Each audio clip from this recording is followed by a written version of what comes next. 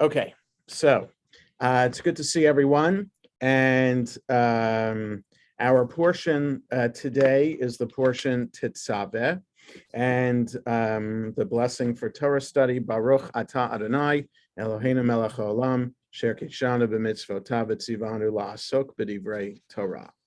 So there's an interesting note to connect this portion to the Jewish calendar, based on the fact that Moses's name does not appear at all in this entire parsha. It's the only parsha, the only Torah portion from Exodus through Deuteronomy in which Moses's name does not appear. And so the rabbis thought, the rabbis are the ones to divide the Torah into portions. And was it just a coincidence that they did it this way? I'm not sure. But if we just take a look at the beginning of every single paragraph in this portion, so we're on page 503 in the Eitz Chaim, or the portion Tetzaveh in whatever Chumash you're using, chapter 27 of Exodus, beginning with verse 20. So if you just look, the very first word is ve'ata, which means and you. And the translation just says you, but there's a vav in front of it. And you. So ata tetzaveh, you command. So who's the you? So, and then the next paragraph, 504, ve'ata, and you bring your brother Aaron forward. Verse 6, a new paragraph, they should make. And verse 13 on 506, ve'asita, and you should make. Verse 15, 507, ve'asita, you should make. 22, 507, ve'asita, you should make. 508, the last line, ve'asita, and you should make. Verse 36, 509, ve'asita, you should make. And verse 40, a new paragraph, ve'livnei Aaron, and for the sons of Aaron, ta'aseh, you should make. V'zeh hadavar asher ta'aseh, the start of chapter 29. This is the thing that you should do. And 512, umileta, you should fill. Verse 15 on 513, ve'eta ayol ha'echad tikach, and the one lamb you should, or the one ram you should take. And verse 19 on 513, ve'lakachta, you should take. 514, 22, ve'lakachta, you should take. 26, ve'lakachta. And verse 31, at El HaMiluim Tikach, you should take the ram. Ve'asita. So it's all you, verbs that are addressed to you, not Moshe. So Moses' name isn't mentioned at all. If you look back at the portion Truma, it's the very same thing except for the very first sentence of Truma. The very first sentence of last week's portion began with Vayedaber Adonai el Moshe lemor. God spoke to Moses saying. So that's the only time Moses' name is mentioned, the very first verse of last week's portion. And then Aaron's name is mentioned, but and his sons' names are mentioned, but not Moses' name at all. So the Midrash goes on to make a connection to when the portion Tetzaveh is read. And this portion is always read in the week of Moses's yahrzeit. Now, we don't know exactly when Moses died.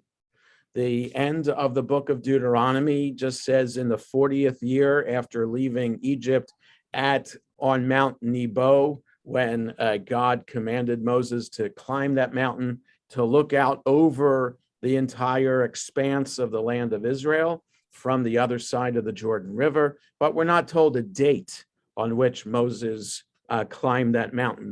The rabbis decided through figuring out things based on chronology in the Torah, that it was the 7th day of the month of Adar. So it just so happens that today is the 8th of Adar. Okay, so yesterday was the 7th of Adar, and because Moses' name isn't mentioned here, and the fact that the 7th of Adar is always during the week that we read the portion Tetzaveh, the rabbis made that connection as a kind of reading this portion as a sign of mourning and grieving for the death of Moses. Okay, and if we just look below the line, how the commentary talks about this parsha continues the theme of furnishing the tabernacle that we're in 503 as the place that will represent God's presence in the midst of the Israelite camp. It then describes the role and the investiture of Aaron and his sons as Kohanim, ministering priests in the tabernacle. This parsha is the only one in the last 4 books of the Torah in which Moses neither is named nor is speaking. Noting this literary curiosity, some commentators explain it as Moses is generously stepping aside to let the spotlight fall on Aaron and his priestly functions. Okay, so Moses has no problem in having the spotlight shifted from him to his brother and his nephews. And so we're told later in the Torah that Moses is a humble man, and so humility associated with Moses. So there's that humility aspect that's referenced here in this portion. Others point out that the traditional date of Moses' death, the 7th of Adar, always falls during the week in which Tetzaveh is read. They see his absence from the Torah reading, like his virtual absence from the Haggadah on Passover, as part of an effort to ensure that no cult of Moses worship would ever arise. Okay, so there's that idea as well, right? We don't know exactly where Moses was buried on Mount Nebo. We don't know which mountain there on the other side of the Jordan River in what is Jordan today. We don't know which of those mountains is Moses's burial place, and there's never been a sense of making a pilgrimage to Moses's tomb because we don't know where his tomb is, as opposed to in some Hasidic sects where it is they've made the tomb of Nachman of Bratslav, who died and is buried in the Ukraine in Uman, Uman. So there are many Bratslaver Hasidim who will go to Uman for the high holidays and daven there for Rosh Hashanah and Yom Kippur. So you've seen those. If you've been to Israel, you've seen those big white knitted kippot that has the phrase Na Nach Nachma Nachman Me Uman. So Nachman from Uman. That's what that says. And you see that all around Israel with these Bratslaver Hasidim. They're bumper stickers too. And so Hasidic Rebbes have tombs that are sites of pilgrimage. Elijah the prophet supposedly is buried on Mount Carmel in Haifa, outside of Haifa. So his tomb is a pilgrimage place for Sephardic Jews. And there are Sephardic rabbis rabbis of in Tzfat who are part of the mystical tradition. Their tombs are places of pilgrimage. Shimon Bar Yochai in Meron, etc., etc. But Moses, his tomb, we don't even know where it is, so he doesn't have a tomb, let alone there's no pilgrimage to his spot. The 7th of Adar also happens to be the date because of Moses's death, and that God, the Midrash says that God took care of Moses's burial. So that is a reference also to the Chevra Kadisha, the holy society that every Jewish community has, where Jews take care of Jews who die and prepare them for burial. the Chevra Kadisha, the Holy Society, is supposed to have its annual convocation. Every separate Chevra Kadisha is supposed to have its annual convocation on the 7th of Adar. Now, our Chevra Kadisha hasn't worked because of COVID in the past couple of years, so we are not meeting. We did not meet yesterday, but we have met in the past just to talk about the work that we do and to provide each other with support. So the Chevra Kadisha, men take care of men, women take care of women, washing the body, dressing it in shrouds, preparing it, placing it lovingly in the casket as part of the ritual of preparing for burial. Okay. Yes, Lori. Quick question. When you say our Chevra Kadisha, do you mean of the synagogue? Yes, Or- yes. Shaarei okay. Tetzaveh has a Chevra Kadisha. Yes, Okay, great. we started that probably 27 years ago, like near the end of the first or maybe the second year that I was here. Couple of other synagogues in the area have their own Chevra Kadisha. It's unusual in that I'm not sure that conservative synagogues in Philadelphia, for example, have a Chevra Kadisha. Certainly synagogues in the Boston area from where I was before I came here, I do not think they had a Chevra Kadisha. Usually the community at large arranges for a Chevra Kadisha, and it's mostly Orthodox men and women who do that. And there is the Greater Washington Chevra Kadisha that has done the work for us because of our members and during COVID being fearful of COVID and being not wanting to do that work. But our synagogue has one, Or Kodesh has one, Tiferet Israel has one. I'm not sure of other, I know for sure of those two synagogues, but I'm not sure of others in the area. But it's an extra service that we voluntarily provide for our members so that in life and in death, where the community takes care of one another. Great. Yeah. Okay. So another yes. So let's look at the first sentence of this of our parsha. Ve'ata Tetzaveh et bnei Yisrael, and you should command the. Or here it says instruct. I'm not sure why it says instruct, because certainly the word mitzvah, commandment, is the same root as this tetzaveh. So tetzaveh is the verb form, mitzvah is the noun form. It's sadi vav hey is the root to command. So you should command the children of Israel, v'ikhu elecha, and they should take for you, they should bring you shemen zayit zach, clear, pure, clear olive oil, katit lamaur, of so shemen zayit zach katit lamaur, clear oil of beaten olives for lighting. Okay, clear oil of beaten olives, or clear olive oil of beaten olives for lighting. Laha'alot ner tamid, for kindling lamps regularly. So again, the English is a little bit deceptive here. It could be translated as for to raise up, provide olive oil, clear olive oil, to raise up the ner tamid, the eternal light. Okay. Excuse me, Rabbi, what chapter and verse? I'm in Sepharia. Okay, it's 27, Exodus 27, verse 20. Thank you. Yeah. So ner tamid. So here it says for kindling lamps regularly.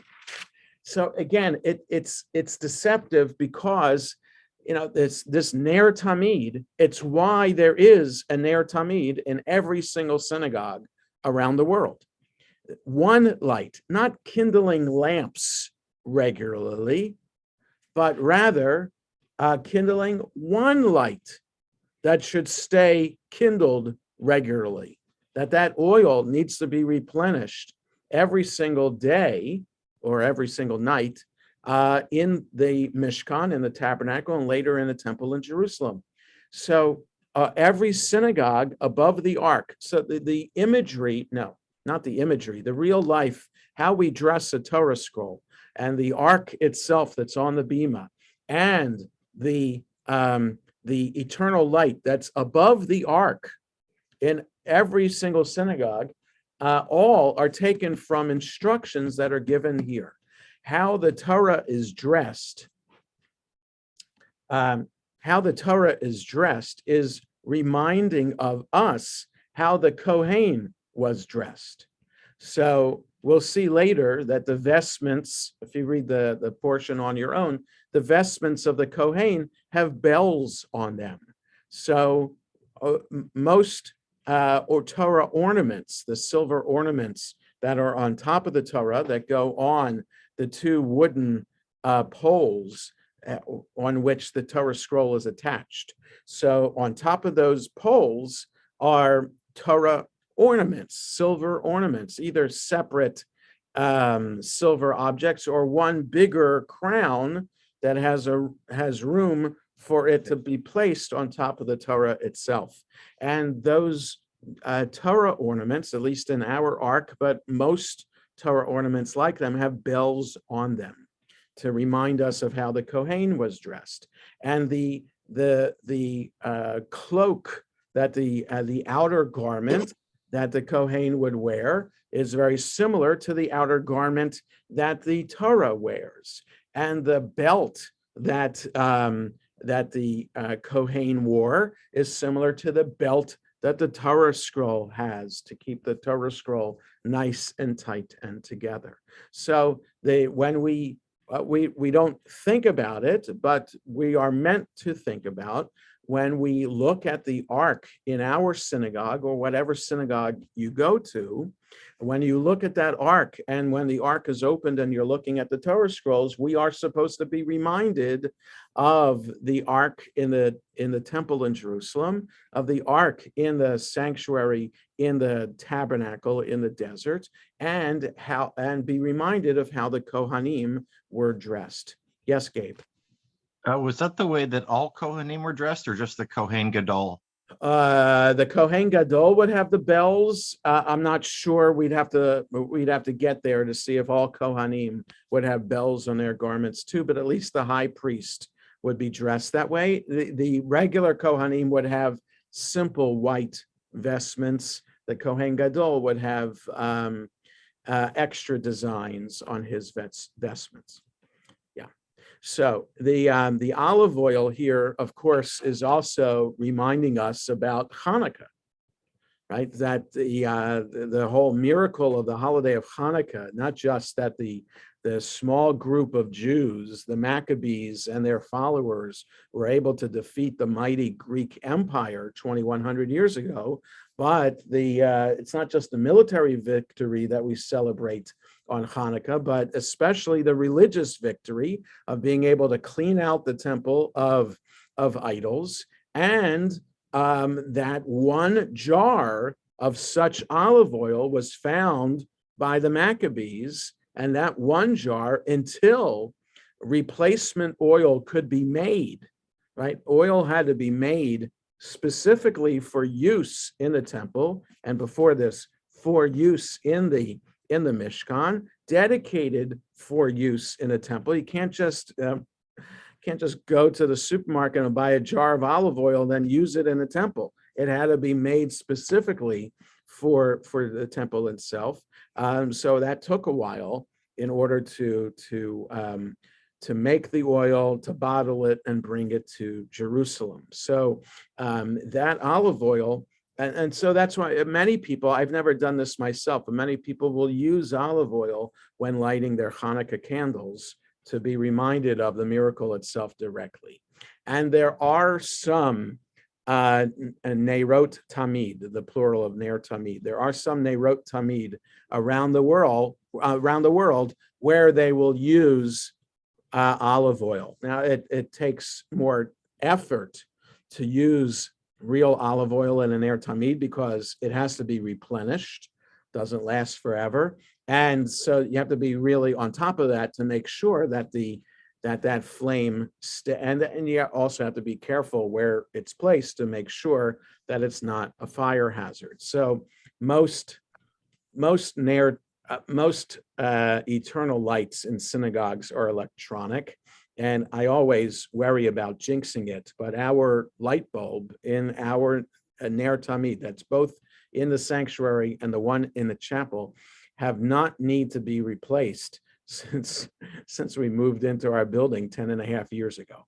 Okay, so I do that saying poo, poo, poo, don't want to jinx it, but there is a separate, when the power goes out in the building, if the power ever were to go out, the circuit breaker for the eternal lights are on a different breaker than the rest of the building, so that when the power goes out, the eternal light is not supposed to go out. So I don't think I've been here when the power has gone out to really see if that's true, but the company that built our synagogue, the construction company, was part of the company called Building God's Way. It's very much into the religious symbolism of our synagogue, and they ensured that there was a separate electric line that runs to the eternal light, different from the rest of the building. So that's all about this concept of the eternal light, which the English translation, it's mind-boggling to me that most Jews, no matter their educational background, know what an eternal light is, and why the English translation doesn't translate it as eternal light. I just don't understand, because it's clear that the commandment, why we have eternal lights in synagogue today, is because of this very verse right here. So you'd think our English translation would help us understand that connection. So instead, we have to look below the line, and who bothers to look below the line all the time? But let's do that. If we look to, okay, so there's also, what is this eternal light supposed to represent? It's supposed to represent God's presence in our holy sanctuary, and that God's presence as an eternal presence, right? Just as this light doesn't go out, God is always with us.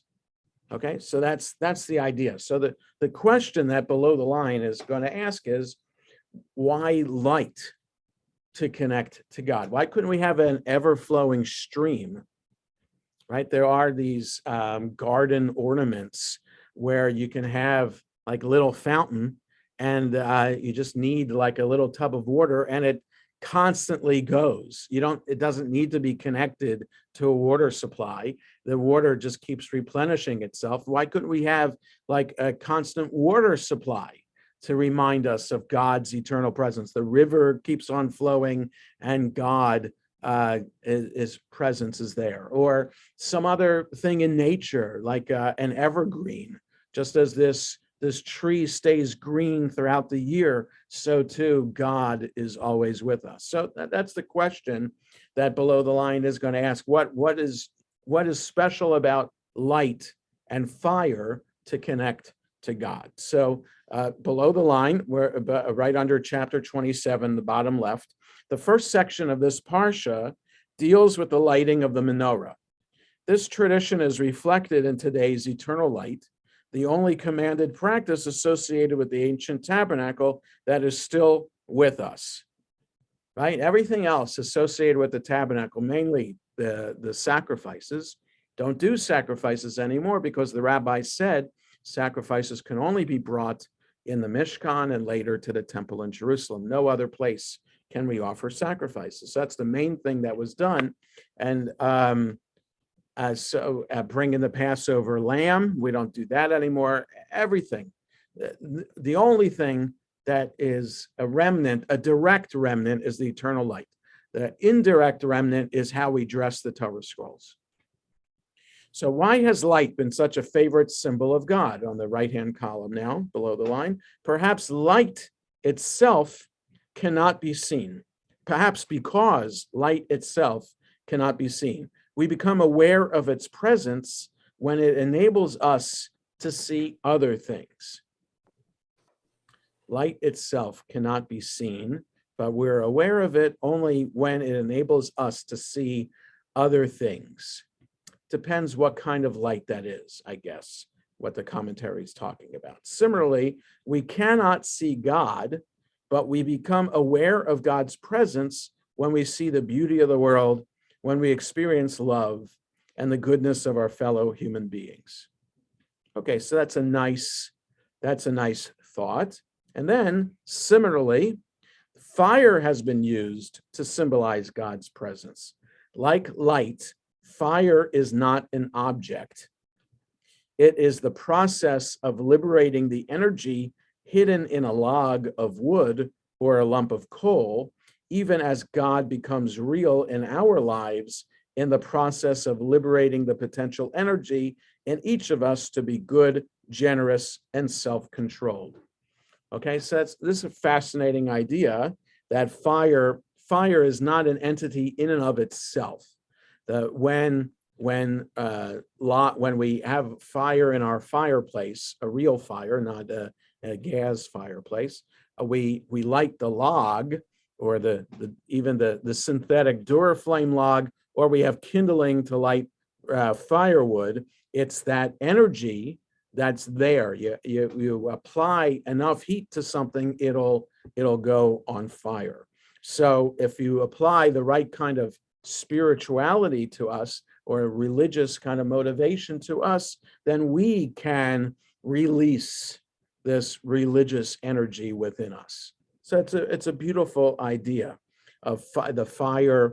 The fire is released, is the energy that's released from the wood or the coal, and our religious motives are released when properly fueled.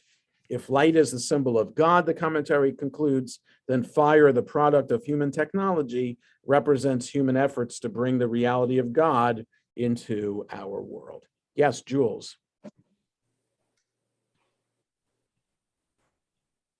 Yeah.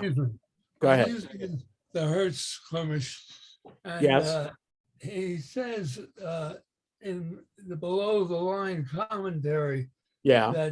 that the rabbis interpret the lamp as a symbol of Israel, whose mission it was to become a light of the nations. There's that too, right? So you can add a whole variety of homiletical interpretations to this. So here, it's interesting. We might make a comment about the changing nature of the Jewish community today, and that in Rabbi Hertz's time, when he wrote that commentary maybe 100 years ago, you're thinking about the Jewish community at large, and the state of Israel did not exist yet. So there's persecution and oppression of Jews around the world. So you're thinking about how we're all together as a community. And when the Eitz Chaim was published 20 years ago already, I'm just looking in the beginning here. When was it published? In the year 2000. Yeah, so 22 years ago. Already we're starting to think about individual Jews, right? And this is a major problem in the Jewish community today, and it's getting worse and worse as the years go on, is that how Jews in America don't necessarily see themselves as part of a community.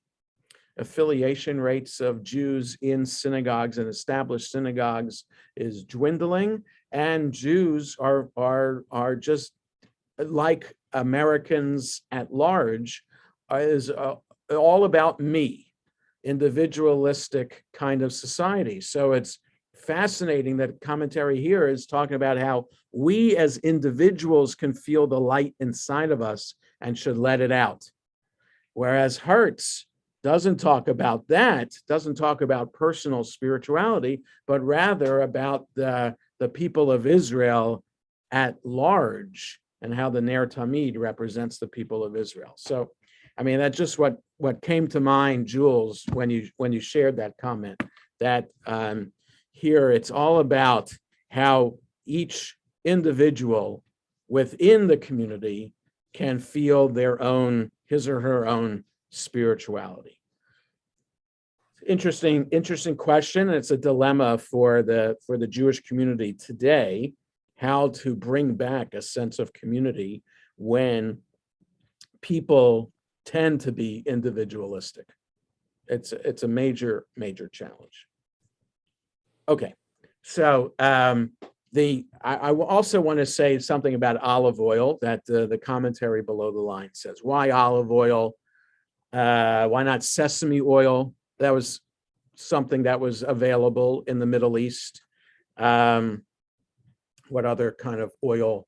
There could be flaxseed oil, because linen was used, linen made from flax. So other oils were around.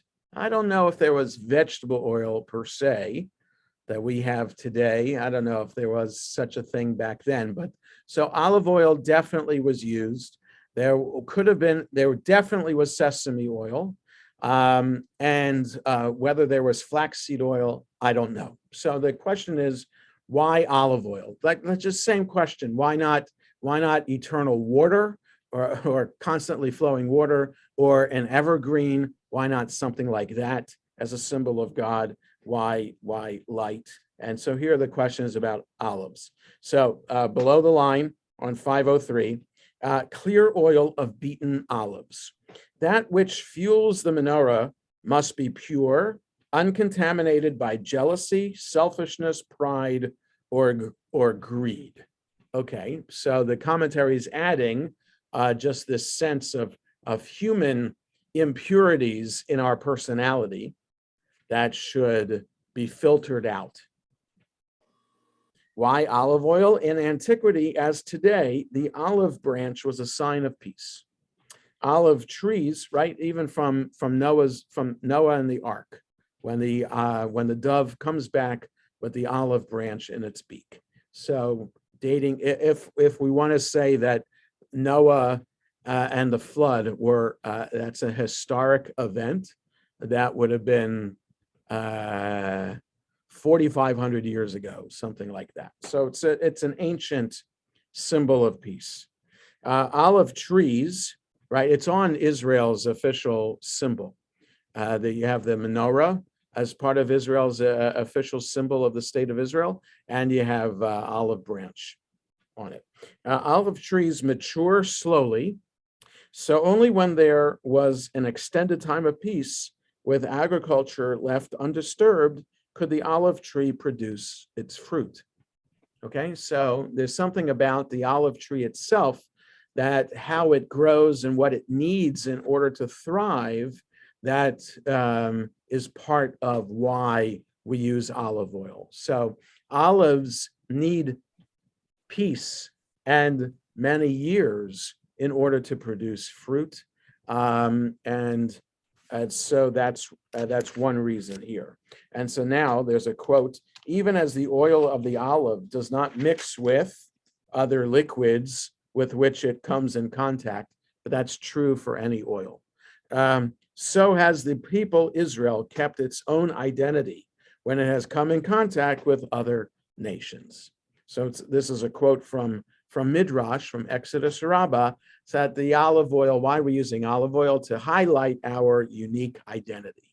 So that when we use olive oil, or when olive oil is used for these religious functions, where we are highlighting our uniqueness, that no other religion would be using this in this particular way, and that it maintains our separate identity. Okay, so all of that about the this introduction to the portion, about why Moses' name doesn't appear, what is so special about light, and what is so special about olive oil itself. Okay, so the one more comment I want to share, because I have to end at 1:15 because there's a 12 o'clock Zoom I have to get ready for. So there's one other comment here as chapter 28 begins, which is about Aaron and his sons and why they're designated to be the Kohanim. So the verse says, chapter 28, verse 1, Ve'ata hakreve lecha, and you draw to yourself at Aharon achicha, Aaron your brother, Ve'at banavito, and his sons with him, mitoch b'nei Yisrael, from among the children of Israel, lechahano li, to make him a Kohen, or to serve me as priests, as it's translated. So lechahano li, to make him a Kohen for me. That is Aharon, Nadav, Avihu, Elazar, and Itamar b'nei Aharon, the sons of Aaron. Okay, so these are the people that are, so the commandment from God to Moses to designate his brother Aaron and their sons, his nephews, as Kohanim. So now there is a note here on verse 1 below the line on 504, which extends onto 505.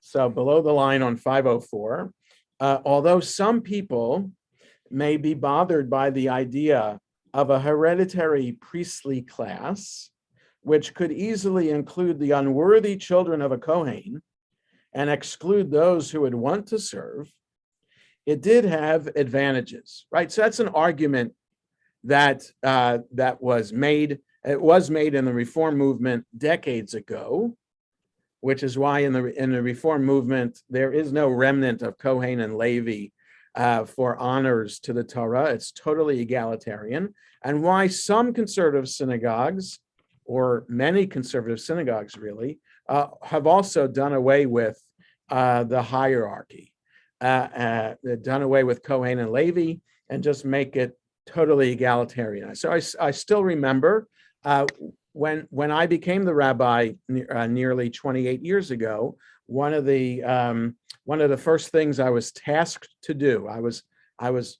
hired to ensure that our congregation become egalitarian, because it wasn't fully egalitarian when I was hired. And so we became egalitarians officially 6 months after I became the rabbi, so that women could do everything that men traditionally had done ritually in the service and in the congregation. So then the question arose in the religious committee and then in the congregation. So are we going to extend egalitarianism to the point that we do away with Kohen and Levi? So I argued for that. I said, if we're truly egalitarian, maybe we should consider this.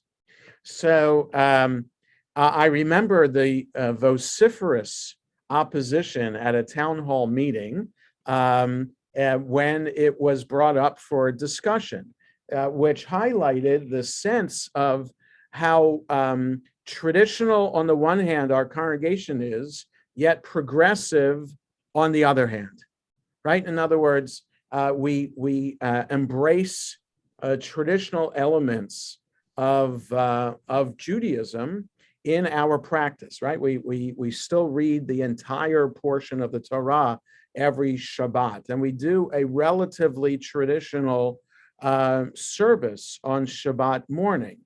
But at this and yet at the same time, and we're fully egalitarian, right? We have a woman cantor. We include the names of the matriarchs in the Amida: Sarah, Rebecca, Rachel, and Leah, right? We're proud of how fully inclusive we are of men and women in the tradition. Yet, because we have the other, we tend towards the traditional in terms of practice.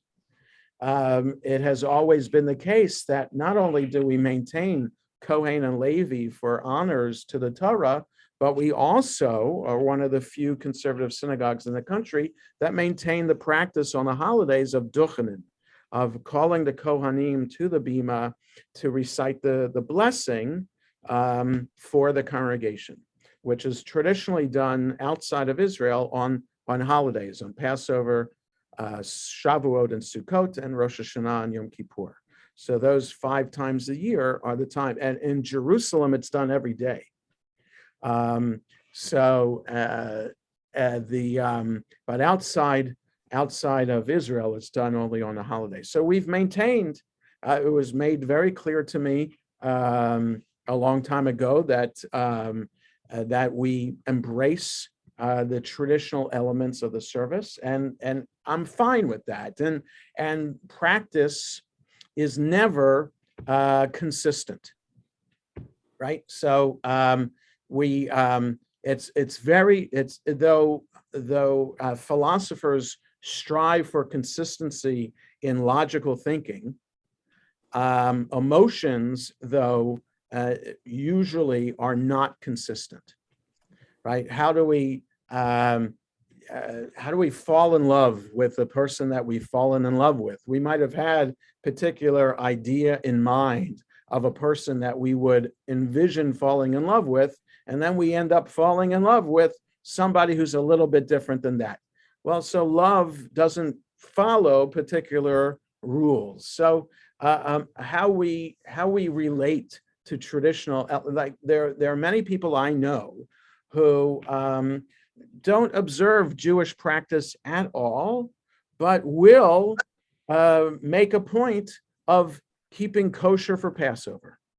Even though the rest of the year they don't keep kosher at all, people on Passover make a point of at least not eating bread and eating matzah the 8 days of Passover. Go figure if why that particular element of Jewish tradition is important to those people as opposed to other elements of Jewish observance. It doesn't make sense. It's not consistent. So, the same thing with every synagogue has its unique practice because the community has these particular ideas that are important to it. So the comment goes on about this hierarchy and how to deal with this hierarchy. What's the positive of having Kohanim, this priestly caste? It kept, so I'm on the 5th line from number 1 below the line on 504. It kept the priesthood free of ambitious outsiders who would seek it for personal advantage, and it permitted children to be trained for a life of service and responsibility from birth. So there is an advantage to have a separate priestly class if it was done in the right way, that the people could be trained from birth as to exactly how to do the work in the Mishkan and later in the temple in Jerusalem. The sages taught, bottom of 505 now, that though the crown of priesthood is limited to the descendants of Aaron and the crown of royalty to the descendants of David, right? So these 2 crowns, crown of priesthood is only if you're descended from Aaron.